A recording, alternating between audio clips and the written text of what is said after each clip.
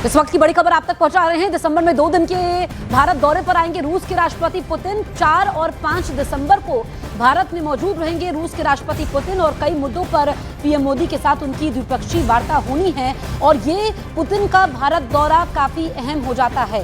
इससे पहले उनके दिसंबर में आने का कार्यक्रम था, लेकिन अब यहाँ पर डेट्स भी फाइनल हो चुकी है। आपको बताएं कि 4 और 5 दिसंबर को भारत में मौजूद रहेंगे रूस के राष्ट्रपति पुतिन और उनका ये 2 दिवसीय दौरा काफ़ी अहम हो जाते हैं क्योंकि पुतिन भारत आ रहे हैं और जिस तरीके से यूक्रेन और रूस का युद्ध चल रहा है उसको लेकर के जो पीएम मोदी ने हर बार कहा कि वार्ता के जरिए ही युद्ध को रोका जा सकता है, उसकी पुतिन ने भी तारीफ की थी और जो हमारी विदेश नीति रही है उसकी भी तारीफ हमेशा से होती है। हमारे सहयोगी नीरज ज़्यादा जानकारी के साथ मौजूद है।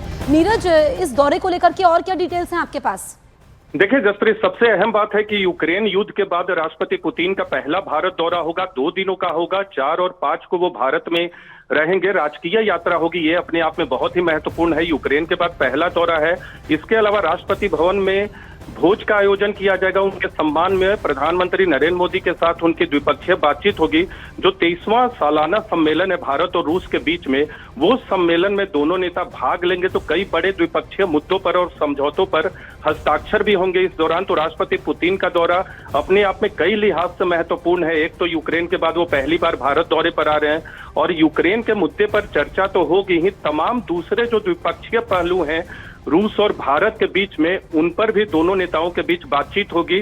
तो एक अहम दौरा, और मैं कह सकता हूं कि साल का सबसे बड़ा दौरा है जो कि साल 2025 के अंत में हो रहा है और विदेश मंत्रालय ने इसकी आधिकारिक घोषणा कर दी है। ठीक है, शुक्रिया नीरज आपका तमाम जानकारी हम तक पहुंचाने के लिए।